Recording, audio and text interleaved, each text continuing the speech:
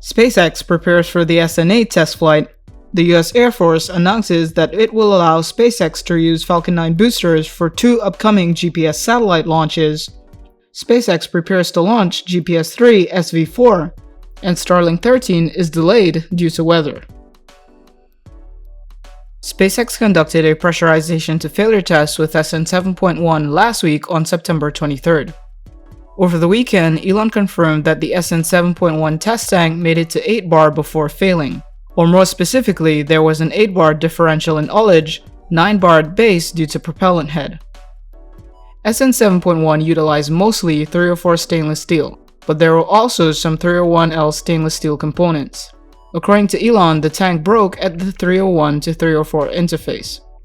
With SN7.1 testing now complete, SpaceX can now apply even more of its attention and resources to SN8.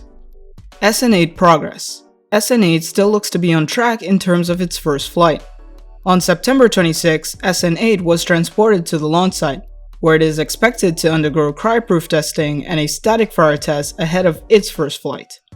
It's still not exactly clear whether SpaceX will conduct cryproof testing before or after installing the nose cone and forward flaps. Elon did mention over the weekend though that the nose cones and front flaps will be added to SN8 this week. So if SpaceX plans to install the nose cone prior to cryproof testing, they've got a lot of work on their plate for this week. SpaceX has now modified the altitude for the SN8 test flight. The flight will now be to approximately 50,000 feet as opposed to the 60,000 feet that the company previously had planned. Progress on SN9. SN9 is still following closely behind SN8. On Sunday, September 27th, the SN9 forward dome section was stacked on top of the common dome section.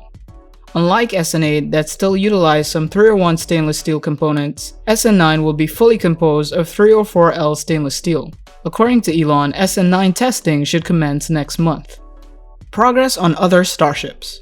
Progress continues on SN10 and SN11. Last week Thursday, September 24th, the SN11 liquid oxygen header tank was spotted. And in terms of the flight-proven test articles SN5 and SN6, we still await to see what's in store for them in the future. Raptor engine updates.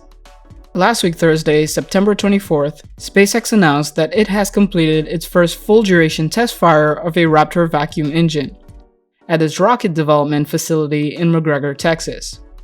The engine was shipped to McGregor from SpaceX's rocket facilities in Hawthorne on September 4th. So it took SpaceX about 3 weeks from the date of shipment to the full-duration test. Starship will utilize 3 Raptor sea-level engines and 3 RVAC engines. It's worth noting that the thrust is only slightly higher with the Big Bell nozzle version. Larger bell is primarily for efficiency in vacuum. SpaceX is still aiming for a specific impulse of around 380 for RVAC in the long term. It's initially likely though to be around 372 seconds. And another super heavy part has just been spotted. The next SpaceX launch, the launch of GPS III SV04, is currently targeted for Wednesday, September 30th.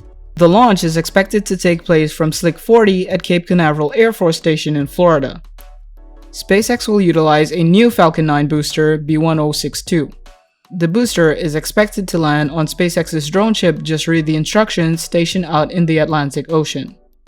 The US Air Force agrees to reuse Falcon 9 boosters for GPS launches. SpaceX has been successfully launching and landing Falcon 9 boosters for a while now. The first successful landing of a Falcon 9 booster occurred in December of 2015. Despite SpaceX's track record in terms of reusability, the US Air Force has only recently started to allow SpaceX to even recover Falcon 9 boosters after military launches. SpaceX's first recovery of a booster supporting the launch of a military satellite only occurred in June of 2020. That was with the landing of the booster after the launch of GPS III SV04. Well, it now looks like the Air Force is taking another step towards reusability, and perhaps an earlier one than expected. On Friday, September 25th, the US Air Force announced that through a modified contract, it will allow SpaceX to launch the next 2 GPS satellites following SV04, so naturally SV5 and SV6, on reused Falcon 9 boosters. The launch of those satellites are scheduled for 2021. According to spacenews.com, During a call with reporters on September 25th, Walt Lauderdale, the Air Force's Space and Missile Center's Falcon Systems and Operations Division's chief, said the contract modification for the upcoming missions will save the government $52.7 million, or $26 million per flight. SpaceX's current contract with the US Space Force to launch GPS Block 3 satellites ends with the launch of SV6 in 2021. That's not the last Block 3 satellite though. There are expected to be 10 Block 3 satellites in all utilize Lockheed Martin's A2100 satellite bus.